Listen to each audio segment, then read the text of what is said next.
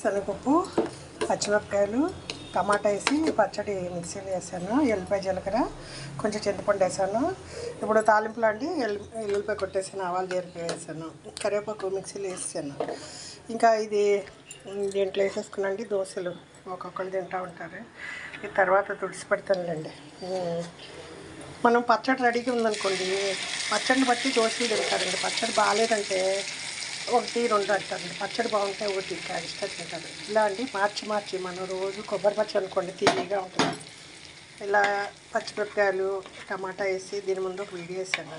పచ్చిమిరపకాయలు, టమాటాలు నూనెలో మగ్గించాను. ఎల్లిపాయ జీలకర్ర వేసాను, కొంచెం చింతపండు వేసాను, ఉప్పు వేసి మిక్సీ పట్టాను. ఏరుశనగపప్పులు వేయించి పొట్టు తీసి అవి కూడా కలిపాను.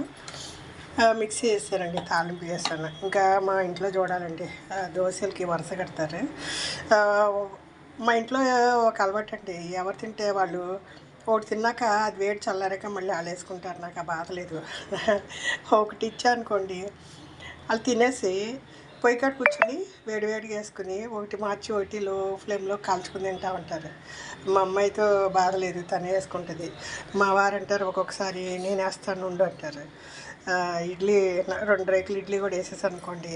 ఈ దోశ, టమాటా, వేరుశనగపప్పు పచ్చడి అండి. ఇవన్నీ తుడిసి చక్కగా తుడిసండి మళ్ళీ దీంట్లో వేసుకుంటే చల్లారాక కొంచెం తీసి ఫ్రిడ్జ్లో పెట్టానుకోండి, రేపు పొద్దుడు కూడా మనకు వస్తుంది. బయట ఉంచకూడదండి, ఎండాకాలం ఏది బయట ఉంచినా పాడైపోతుంది. మిక్సీలో కూడా తుడిసి చక్కగా చేయి పెట్టకూడదండి. చేయి పెడితే ఏదైనా పులిసిపోతుందండి. అది మనం దోశ పిండి కూడా చేయి పెడితే తొందరగా పులిసి పడుతుంది.